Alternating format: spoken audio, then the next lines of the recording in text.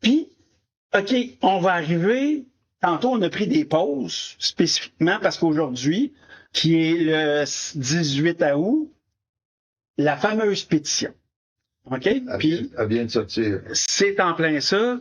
Il y a eu une lettre ouverte, tu sais, fin du bilinguisme dans les forces sur la capitulation du fédéral.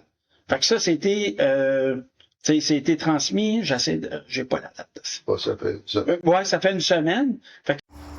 Bonjour tout le monde, bienvenue au Stand 2 Podcast, édition spéciale. Aujourd'hui, sur le podcast, je recevais le major général Alain Foran. Puis, un moment donné, on était...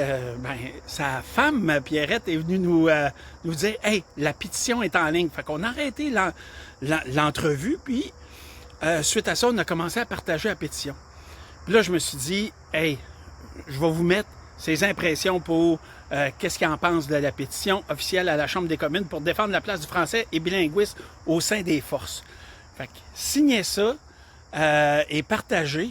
Et suite à ça, regarde, je vous mets un petit extrait qui va être disponible dans 2-3 semaines. Là, l'extrait là, au complet du podcast va être disponible. Fait que là-dessus, bon visionnement. Que moi, tu sais, je l'ai publié aussi là-dessus. On en jase, là. Je vous laisse l'ouverture par rapport à ça. J'ai toujours dit, moi, au Canada et dans les forces armées, il va pouvoir avoir deux batailles constantes, le sexisme et le fait français. C'est une bataille qui va toujours être là. Puis là, ce que je trouve malheureux, moi, c'est qu'on semble avoir baissé les bras. C'est trop difficile, on le fera pas. La dernière fois, j'ai regardé dans la charte du Canada, c'est marqué qu'il y a deux langues officielles, le français et l'anglais. Ça n'a pas changé. Non. Alors, pourquoi, à ce moment-là, qu'on abdique, au lieu de dire, oh, c'est difficile, oui, c'est difficile.